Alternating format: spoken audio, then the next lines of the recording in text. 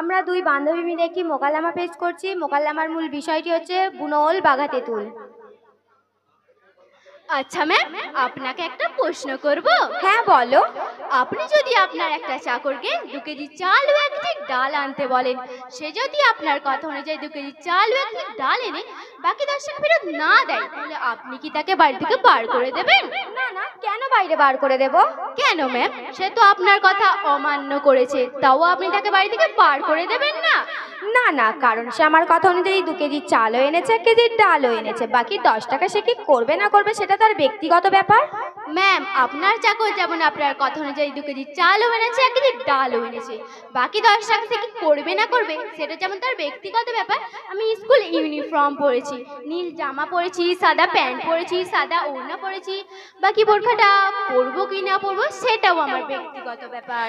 তা তো ঠিক, তবে ম্যাম, অনেক ভালো জায়গায় লেখা আছে দেখবেন জুতো খুলিয়া প্রবেশ করুন, কিন্তু কোথাও কি লেখা আছে বোরখা বা টুপি খুলিয়া প্রবেশ করুন?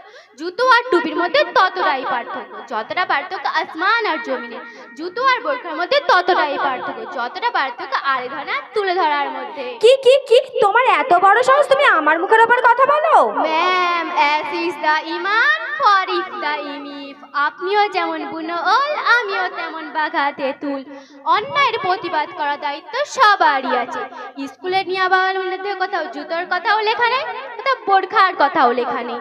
জুতো পরে আসলে তো আপনি কই কিছু বলেন না, কিন্তু বোরখা পরে আসলে পাগলা কুকুরের মতো ঘ্যাঘাও করেন কেন?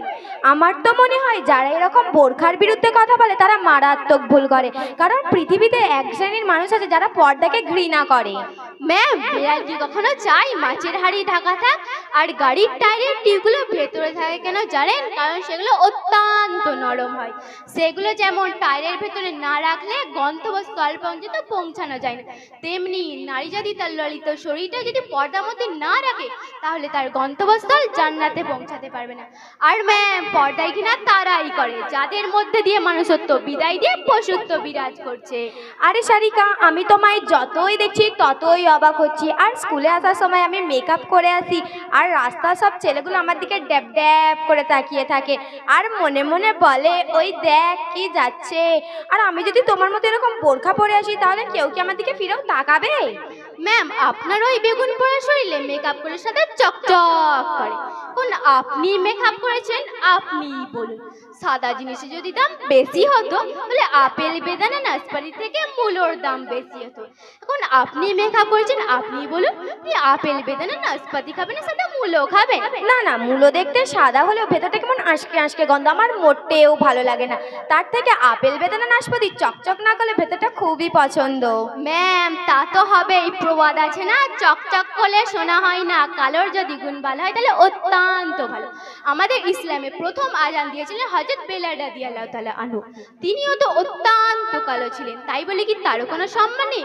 আর ম্যাম, আমরা যে কাবা শরীফের দিকে মুখ করে নামাজ পড়ি সেই কাবা শরীফের গ্লাভসটাও তো কালো, তাই বলে কি তারও কোনো সম্মান নেই? আর ম্যাম, আমরা যে পাক কোরআন শরীফ পড়ি সেই কোরআন শরীফের লেখাগুলোও তো কালো, তাই বলে কি তারও কোনো সম্মান নেই? আরে সারিকা, তুমি তো ঠিকই বলেছো, কিন্তু স্কুলে যাওয়ার সময় আমি আমার এই লম্বা লম্বা চুলগুলোকে ছেড়ে দিয়ে আসি আর মনে মনে বলি দেখো আমার কত লম্বা চুল, কানে দিয়েছি সোনার দুল, মাথায় দিয়েছি ফুল, দেখো আমায় কত সুন্দর দেখতে। তাই বলে কি আমি বড় গোনা করে ফেললাম? বড় গোনা মানে? আল্লাহ পাক সূরা আইজাবের 33 নম্বর আয়াতের মধ্যে বলেছেন, ওয়াকানা ফি বুয়ুতিকুন্না ওয়ালা তাবাররাজনা তাবারুজাল জাহিলিয়াতিল উলা, অর্থাৎ নারীরা তোমরা তোমাদের ঘরে অবস্থান করো, জাহিলিয়াত যুগের মধ্যে নিজের রূপ সুন্দরকে জাহিলা করো না। আর ম্যাম, মুসলিম শরীফে আছে না, পৃথিবীর যে সমস্ত নারী নিজেকে অন্যের প্রতি বা অন্যকে নিজের প্রতি আকৃষ্ট করার জন্য যে খোলামেলা পোশাক পরে বাইরে বেরোয় তাদের সম্পর্কে নবীজি সাল্লাল্লাহু আলাইহি ওয়াসাল্লাম বলেছেন, লা ইয়াদখুলনা জান্নাতা ওয়া লা ইয়ারজিকনা রিহাহা, অর্থাৎ তারা তো জান্নাতে যাওয়া দূরের কথা, জান্নাতে ঘ্রাণ খুশবু পর্যন্ত পাবে না। আরে সারিকা, তাহলে বেপর্দায় ঘুরে আমায় এখন জাহান্নামেই যেতে হবে? ম্যাম, আমাদের নবীজি সাল্লাল্লাহু আলাইহি ওয়াসাল্লাম যে রাতে মেরাতে গিয়েছিলেন, তিনি দেখেছিলেন পৃথিবীর সমস্ত নারীরা জাহান্নামের আগুনে পড়ছে। তখন আমাদের নবীজি সাল্লাল্লাহু আলাইহি ওয়াসাল্লাম জিবরাইল আলাইহিস সালামকে জিজ্ঞাসা করলেন, ওদের এমন শাস্তি কেন? তখন জিবরাইল আলাইহিস সালাম বলেন, ওই মহিলাগুলো পৃথিবীতে বেপরদায় ঘুরতো এবং ওদের মাথায় এক পাখি মাথার মাংস ঠুকরে ঠুকরে খাচ্ছিল। আর ম্যাম, আপনার যে পড়াশোনা শিখে ডিগ্রি অর্জন করেছেন, আপনার আখলাক চরিত্র দেখে মনে হয় বেঈমান বেদিনদের মতো হবে। আর ম্যাম, আপনার ঠিকানা জাহান্নাম ছাড়া কিচ্ছু হবে না। আরে সারিকা, তাহলে এখন আমার উপায় কি? ম্যাম, আপনি তওবা পড়ে নিন, আপনার সব গুনাহ মাফ হয়ে যাবে। তওবা? তওবাটা আবার কি? খেতে হয় না গায়ে মাখতে হয়? আস্তাগফিরুল্লাহ ম্যাম, তওবা খেতে হয় না গায়ে মাখতে হয়, তওবা পড়তে হয়। ও, তওবা পড়তে হয়, কিন্তু আমি তো তওবা পড়তে জানি না। তুমি কি আমায় একটু পড়িয়ে দেবে? জি ম্যাম, আমার সঙ্গে বলুন, তওবা তওবা। তওবা তওবা তওবা। আস্তাগফিরুল্লাহ। কি যেন একটা বললে? আস্তাগফিরুল্লাহ। আস্তাগফিরুল্লাহ। রব্বি রাব্বি মিন কুল্লি মিন মিন কুল্লি জামবেও। আরেকবার বলো। জামবেও জামবেও ওয়া আতুবু ওয়া আতুবু ইলাইহি। আরেকবার বলো না প্লিজ। ইলাইহি ইলাইহি। লা হাওলা। লা কি যেন একটা বললে? লা হাওলা লা লা হাওলা ওয়ালা কুওয়াতা ওয়ালা কুওয়াতা ইল্লা বিল্লাহি ইল্লা বিল্লাহ। আরেকবার বলো। ইল্লা বিল্লাহি ইল্লা বিল্লাহিল আলিল আযীম। আলিল আযীম। তো থ্যাংক ইউ বোন সারিকা। আরে ম্যাম, থ্যাংক ইউ বলতে নেই, জাযাকাল্লাহ বলতে হয়। ও, জাযাকাল্লাহ বোন সারিকা। জি, আলহামদুলিল্লাহ। আল্লাহ পাক আমাদের সকলকে জানার থেকে বলার থেকে বেশি বেশি